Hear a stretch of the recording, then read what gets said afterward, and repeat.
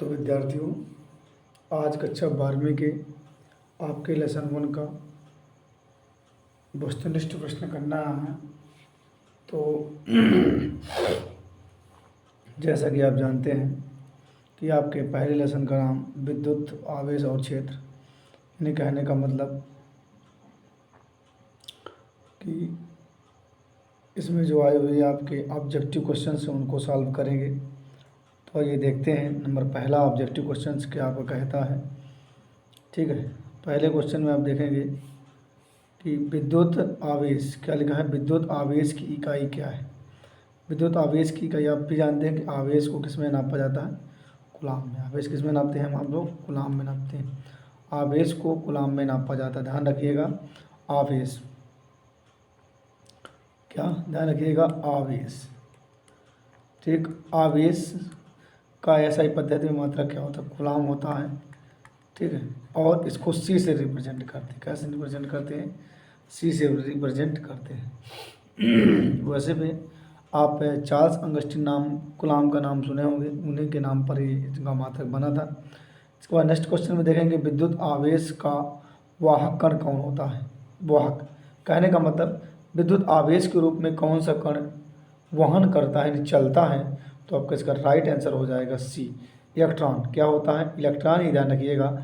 इस कक्षाओं में क्या करता है, चलता है, लेकिन जो इसका क्या होता है, प्रोटॉन होता है और न्यूट्रॉन, ये कहाँ होते हैं, ये नाभिक में स्थित होते हैं। लेकिन इलेक्ट्रॉन जो होता है वो क्या करता है, सभी कक्षाओं के चारों ओर क्या करता है, बेचारा चक्कर लगाता है, क्योंकि ये कैसा होता है, ऋणावेशित होता है। कैसा होता है, ऋणावेशित, इसलिए क्या करता है, चक्कर लगाता है। क्या लगाता है, चक्कर लगाता है।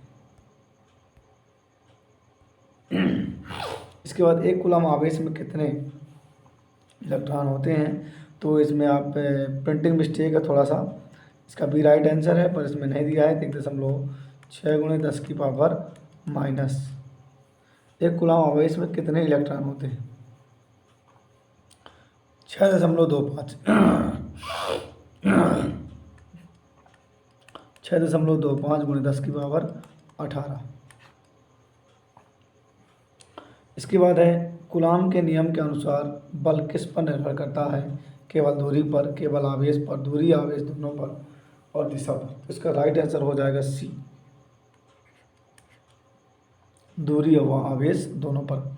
यदि दो आवेशों के बीच की दूरी दोगुनी कर दी जाए, तो दोनों आवेशों के बीच की दूरी यदि आप लोग दोगुनी कर देंगे तो क्या हो जाएगा, 4 गुना। कितना हो जाएगा, 4 गुना हो जाएगा। कैसे हो जाएगा, जैसे आप जानते हैं 1/4πε0 Q/T कितना होता है, r² होता है। यदि आप दूरी ही क्या कर देंगे, डबल कर देंगे, r की जगह 2r, तो 2 दूनी कितना होगा, 4। तो 4 हो जाएगा, 2 दूनी 4 नीचे आएगा, नीचे आएगा कितना हो जाएगा, सीधे सीधे 1/4 हो जाएगा, यानी 1/4 भाग हो जाएगा।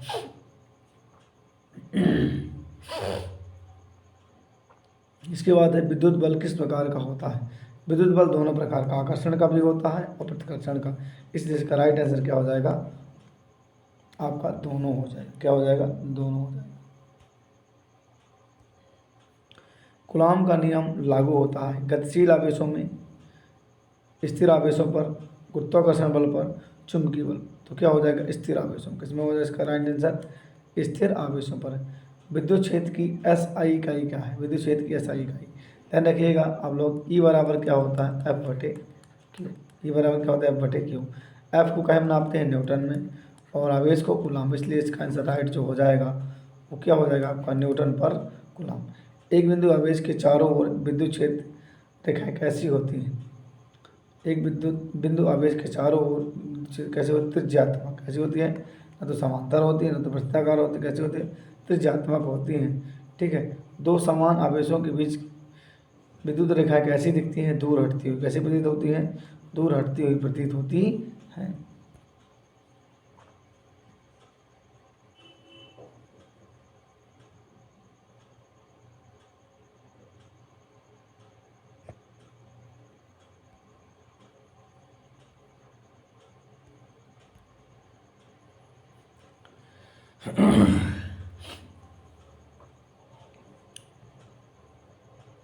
ध्यान रखिएगा, कूलाम का नियम किस प्रकार के माध्यम में लागू होता है? कूलाम का नियम ध्यान के निर्वात में। कब लागू होता है? निर्वात में लागू होता है। कब लागू होता है? निर्वात। कब लागू होता है? पर निर्वात में हो जाएगा इसका राइट। स्थिर विद्युत आवेश को कहते हैं चार्ज कहते हैं। क्या कहते हैं? चार्ज कहते हैं। विद्युत क्षेत्र सदैव किस दिशा में होता है? विद्युत क्षेत्र सदैव धन से ऋण की ओर। कहाँ की ओर होता है? धन से ऋण की ओर होता है। यदि दो आवेशों के बीच आकर्षण बल आकर्षण का हो तो आवेश होंगे विपरीत प्रकृति के। कैसे होंगे? विपरीत। यदि दो आवेशों के बीच बल आकर्षण के हों तो कैसे होंगे? विपरीत प्रकृति के होंगे। कैसे होंगे? विपरीत प्रकृति के होंगे।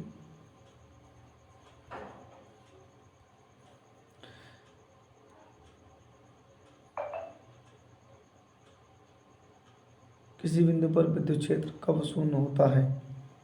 जब दो समान आवेश हों, जब दो विपरीत समान आवेश हों, जब आवेश बहुत दूर हों, जब कोई आवेश ना हो।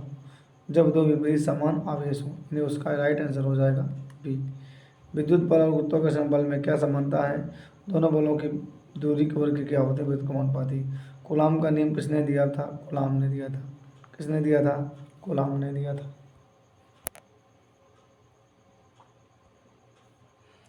एक कूलाम आवेश उत्पन्न करता है बहुत बड़ा क्षेत्र। कैसे करता है? बहुत बड़ा क्षेत्र। गॉस का प्रमेय किस पर आधारित है? क्षेत्र रेखाओं की संख्या पर। गॉस प्रमेय किसे व्यक्त करता है? विद्युत फ्लक्स को। किसे व्यक्त करता है? विद्युत फ्लक्स फाई को करता है।